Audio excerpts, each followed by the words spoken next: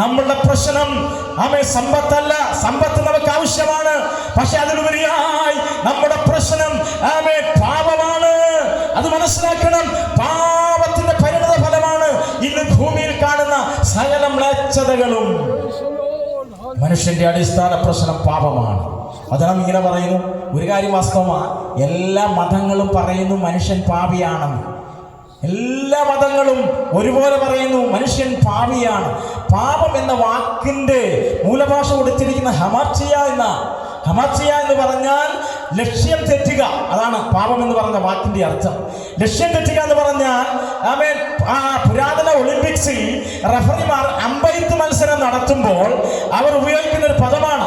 അത് ഒരു മത്സരാർത്ഥി അമ്പെയ്ത് വിടുമ്പോൾ അതിന്റെ ഉദ്ദിഷ്ട സ്ഥാനത്ത് തറച്ചില്ലെങ്കിൽ റഫറി വിളിച്ചു പറയും ഹമാർത്തിയ, ലക്ഷ്യം തെറ്റിപ്പോയി.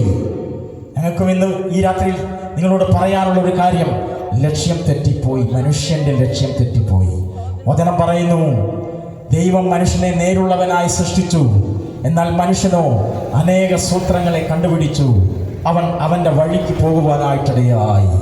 അതുകൊണ്ട് മനുഷ്യന്റെ അടിസ്ഥാന പ്രശ്നം പാപമാണ്. ഞാനൊരു കാര്യം പറയാം. ഈ വചനം മത്തായി സുവിശേഷത്തിൽ ഒരു വാക്യം ഇങ്ങനെ പറയുന്നുണ്ട്, മനുഷ്യന്റെ ഉള്ളിൽ നിന്ന് പുറപ്പെടുന്നതാണ് മനുഷ്യനെ അശുദ്ധനാക്കുന്നത്. മനുഷ്യന്റെ ഉള്ളിൽ നിന്ന് പുറപ്പെടുന്നതാണ് മനുഷ്യനെ അശുദ്ധനാക്കുന്നത്. മനുഷ്യന്റെ ഉള്ളിൽ നിന്നും ദോഷങ്ങൾ പുറപ്പെടുന്നു. അവന്റെ ചിന്താധാരയിൽ നിന്നും പുറപ്പെടുന്ന ധാരാളം അശുദ്ധികളുണ്ട്. കൊലപാതകം, വ്യഭിചാരം, പക, പിണക്കം, ജാരശങ്ക, ദ്വന്ദ്വപക്ഷം, കോപം, ക്രോധം മുതലായ ധാരാളം വസ്തുതകൾ ഈ വചനത്തിൽ എഴുതി വച്ചിരിക്കുന്നു. മനുഷ്യന്റെ ഉള്ളിൽ നിന്ന് പുറപ്പെടുന്നു, അതവനെ അസ്വസ്ഥനാക്കുന്നു. Praise the Lord, hallelujah. പ്രിയ സ്നേഹിതരെ, ഞാനൊരു കാര്യം പറയട്ടെ. ഒരു വ്യക്തിയിൽ കുടിയിരിക്കുന്ന പക, അല്ലെങ്കിൽ ഒരു വ്യക്തിയിൽ നിന്ന് പുറപ്പെടുന്ന വൈരാഗ്യം, അതെവിടാ വ്യാപിക്കുന്നത്? ആദ്യമായി വ്യാപിക്കുന്നത് അവന്റെ കുടുംബത്തിലാണ്. പ്രൈസ് ദി ലോർഡ്, അവന്റെ കുടുംബത്തിലാണ്, അല്ലേ?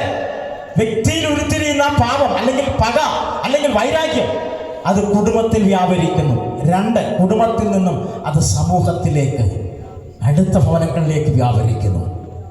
ആ വ്യാപരിച്ച സമൂഹത്തിലേക്ക് വ്യാപരിച്ച പക അടുത്തത് അവന്റെ സൊസൈറ്റിയിലേക്ക്, അല്ലെങ്കിൽ രാജ്യത്തിലേക്ക് പോകുന്നു. അങ്ങനെ വലിയൊരു വൈരാഗ്യ നിമിടമായ ഒരു അനുഭവത്തിലേക്ക് മനുഷ്യനെ കൊണ്ടെത്തിക്കുന്നു. രാഷ്ട്രങ്ങൾ തമ്മിൽ പരസ്പരം പോരിനു വേണ്ടി അവർ ആയുധങ്ങൾ ശേഖരിക്കുന്നു. നമുക്കറിയാം, പണ്ടത്തെ യുദ്ധം അമ്പും വില്ലിലും കല്ലിലും ആരംഭിച്ച യുദ്ധം. ശിലായുഗത്തിൽ കല്ലായിരുന്നു അവിടെ ആയുധം. അതിനുശേഷം അമ്പും വില്ലും വന്നു. ഇന്നോ ന്യൂക്ലിയർ ബോംബുകൾ, ആറ്റം ബോംബുകൾ, മനുഷ്യനെ നിമിഷ നേരം കൊണ്ട് ചുട്ട് ചാമ്പലാക്കുവാനുള്ള സകല ആയുധങ്ങളും ശേഖരിച്ചു വെച്ചിരിക്കുന്നു രാജ്യങ്ങൾ. ഇങ്ങനെ ഒരു പാട്ടുണ്ട്, ഒരു പാട്ടുണ്ട്. രാഷ്ട്രങ്ങൾ തമ്മിലൊരു രമ്യാവും കാണുന്നില്ലേ എന്റെ പ്രിയനേ. രാഷ്ട്രങ്ങൾ തമ്മിലൊരു രമ്യാവും കാണുന്നില്ലേ എന്റെ പ്രിയനേ. രാഷ്ട്രങ്ങൾ തമ്മിലൊരു രമ്യാവും കാണുന്നില്ലേ എന്റെ പ്രിയനേ. ലോകത്തിൻ ക്ഷേമത്തിനായി പൊരുതിടുന്നേ, ലോകത്തിൻ ക്ഷേമത്തിനായി പൊരുതിടുന്നേ. നേതാക്കൾ തമ്മിലിന്നു മനുവേല മനോഹര നിവാ എൻ ക്ലേശം തീർത്തിടാൻ. മനുവേല മനോഹര നിവാ എൻ ക്ലേശം തീർത്തിടാൻ. ഇതുവില്ലാനന്ദമാ തീർന്നായ നായകനെ എന്ന് വരുന്നേ.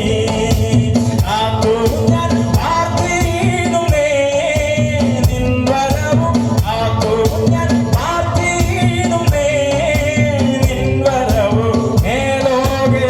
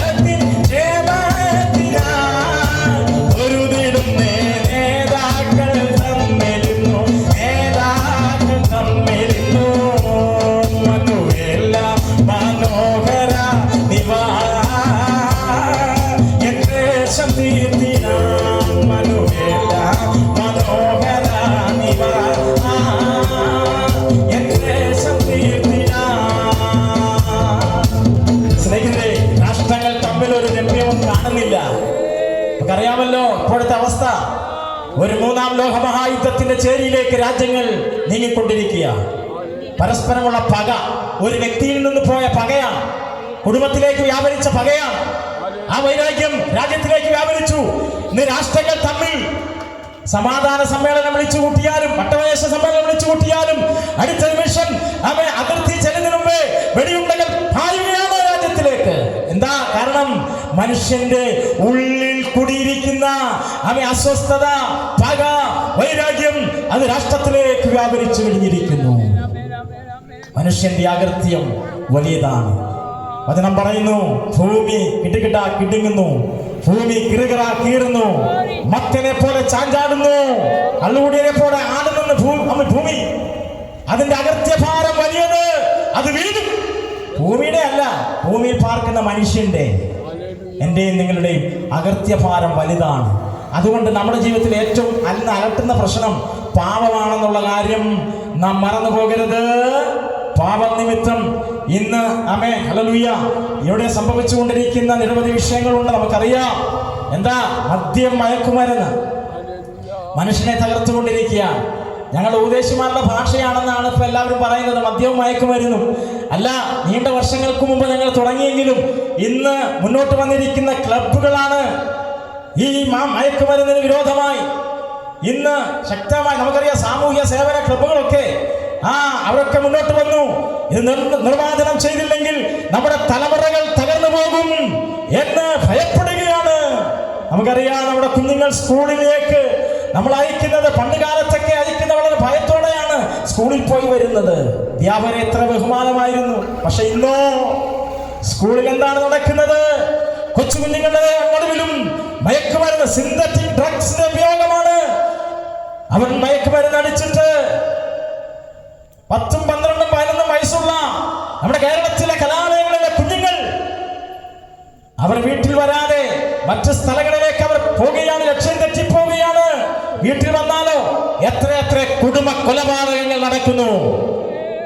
മയക്കുമരുന്നിന് അടിമകളായ കുഞ്ഞുങ്ങൾ മാതാവാരാണ്, സ്വന്തം പിതാവാരാണ്, സ്വന്തം സഹോദരിയാണ്, ആരാണ് എന്നറിയുവാൻ കഴിയാതെ എത്രയോ കുടുംബ ആത്മഹത്യകൾ മയക്കുമരുന്നിന്റെ പേരിൽ, മദ്യത്തിന്റെ പേരിൽ നമ്മുടെ കേരളത്തിൽ തന്നെ നടന്നു കഴിഞ്ഞിരിക്കുക. നിങ്ങൾ പരിശോധിച്ചാൽ മതി. നമ്മൾ വാർത്തകൾ വായിക്കുകയല്ലേ, കാണുകയല്ലേ, കേൾക്കുകയല്ലേ.